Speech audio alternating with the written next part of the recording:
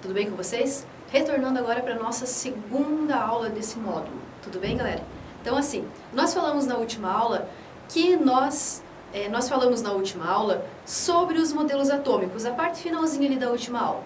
A gente falou do Dalton, falou que o modelo do Dalton seria uma bolinha esférica, maciça e indivisível, e que esse modelo atômico ele é utilizado até hoje, mesmo sabendo que o modelo evoluiu e tem coisas novas, até hoje ele é usado para representar os átomos como forma de bolinhas, é a forma mais simples. E a gente viu também ali sobre o Berzelius, que o Berzelius foi o primeiro cara que começou a organizar nome e simbologia para elemento químico, e a gente viu como esses nomes eles são dados. Agora, a gente vai partir para o segundo modelo atômico, que é o modelo atômico de Thomson. Esse modelo atômico é do ano de 1904, ou seja, pensa lá do Dalton, 1803. A gente tem um hiato de 100 anos entre um modelo e outro. Só que nesses 100 anos teve desenvolvimento de muitas outras coisas. A gente já viu na aula passada na questão da nomenclatura e da simbologia, e também tem algumas coisas que foram descobertas durante esses 6 anos. Vamos olhar no slide aqui comigo? 3 cientistas importantes e alguns dos feitos deles. Vamos lá comigo. Então aqui, ó, galera, olhando para o slide, eu tenho o Geisler, de 1854, que foi o cara que começou com as pesquisas sobre descargas elétricas e tal.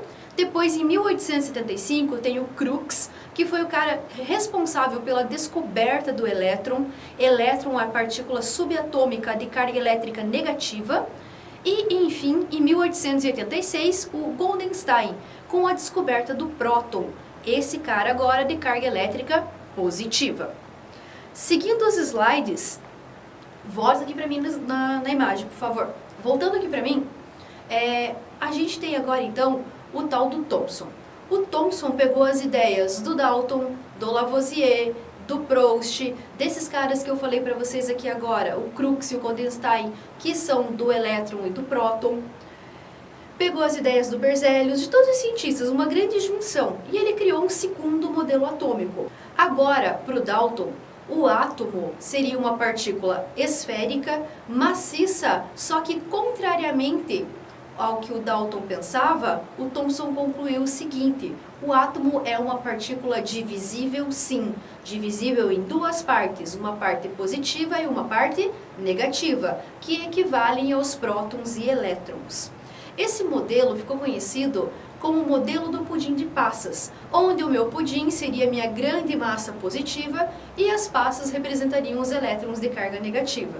Então, a principal mudança de um modelo para o outro, eu tenho o átomo continuando sendo esférico para os dois, uma bolinha, ele continua sendo maciço, só que agora, antes era indivisível e agora passa a ser divisível em duas partes. O nosso átomo agora possui carga positiva, que são os prótons, e carga negativa, que são os elétrons.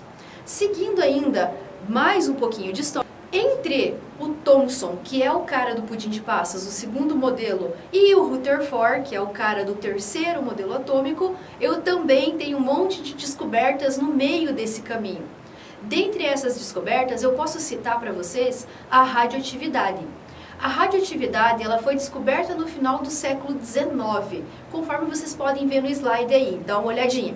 E eu tenho o nome de alguns cientistas importantes nesse slide. Tenho as datas e os nomes. Em 1895, nós temos o Roentgen e a criação dos raios-x.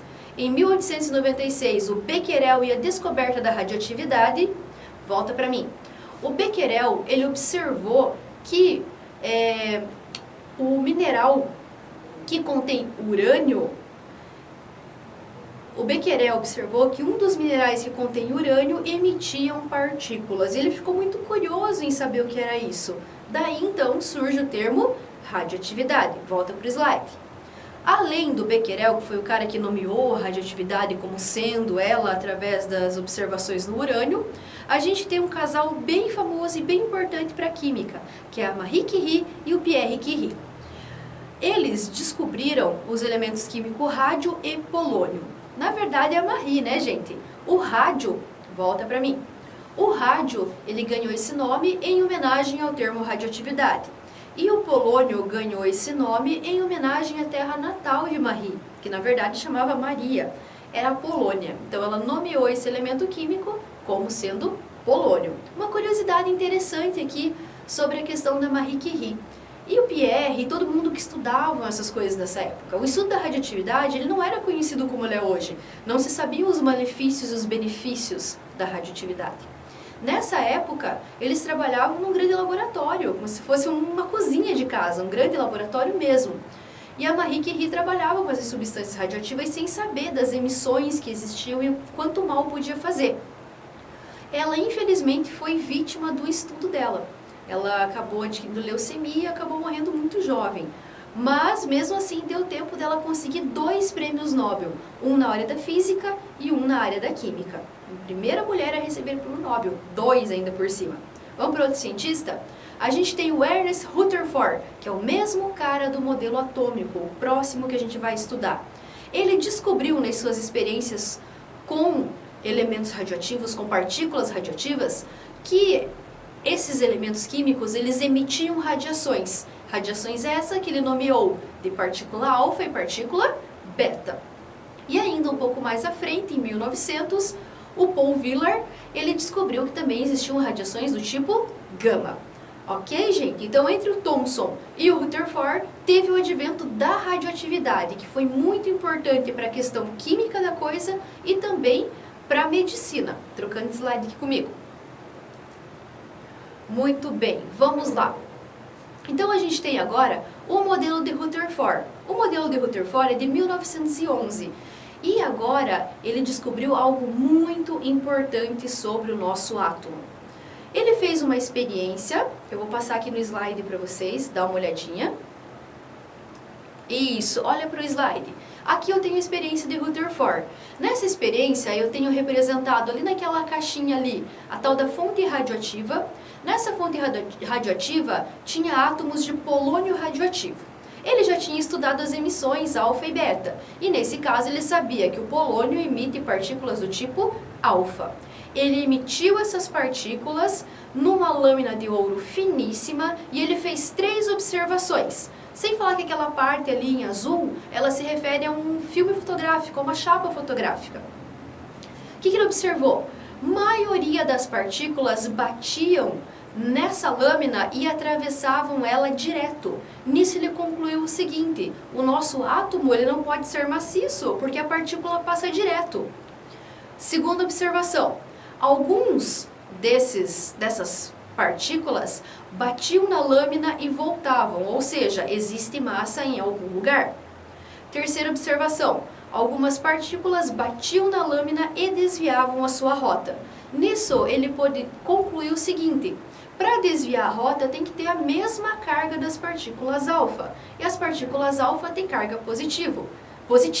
Nisso ele concluiu que só poderia estar presente nesse lugar maciço, pequeno dentro do átomo, os nossos prótons. Assim como eu tenho também 2 imagens representando. Voltando aqui ao slide anterior e voltando para mim também. Então ele concluiu o seguinte: as partículas, a maioria passaram, existe um grande espaço vazio.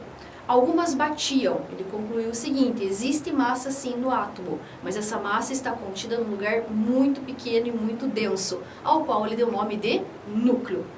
Além do núcleo, ele observou também que algumas partículas batiam no núcleo e desviavam a sua rota.